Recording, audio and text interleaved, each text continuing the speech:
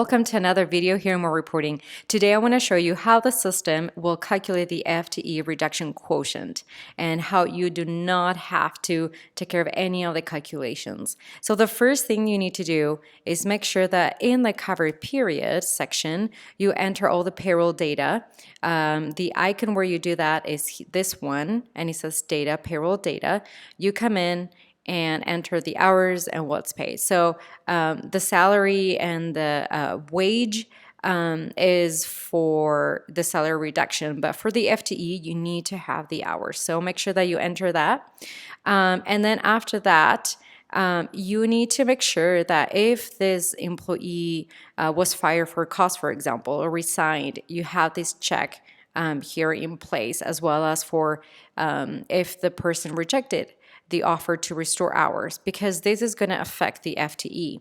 So make sure that you have these checks if those apply, and then also upload any documentation that is necessary to prove that this person was fired for cause or resign. Correct? Okay. So then the next thing that you need to do, before we go to the next data input, I'm going to show you how the system calculates the FTE. So you have the advanced method and then the simple method, and the system does that for you. And then you also have the FTE exceptions that are going to be entered automatically for you. After that, go to the FTE reduction option 1. So now you need to enter the hours each employee worked during this period, and you do so here in this icon.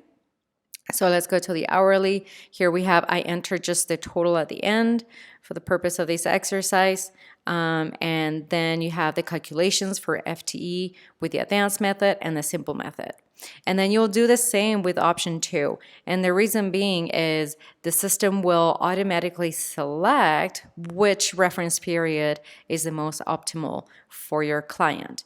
So again, make sure you enter all the hours in this data input here.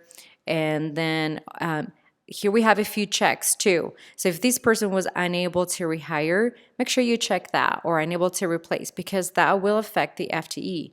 Okay, so if let's suppose you have 0 hours here, then you would have 0 FTE, but then this will bump it up to a 1, which is like a full time, if you have any of these check marks, as well as was this person employed on this date. Okay, and here again, you have the files that you need to attach to make sure that you prove that this person was unable to rehire. And so after that, you'll just see the summary. The system will do all the calculations for you, and then you have the FTE reduction quotient summary with the covered period, FTEs, and then you have the option 1 and option 2 FTEs based on the 2 methods, and then you have the quotients, the quotient with the option 1 and option 2. So basically the quotient takes both the covered period and the reference period, right? So we have the 2 reference periods here, and then the system selects the most optimal FTE quotient for you. And then you will see that appear in the summary. There you go. So you don't have to do any calculations or figure anything out. All you need to do is just enter all the data, and then you'll be good to go. So have a wonderful day. Let us know if you have any questions. Bye-bye.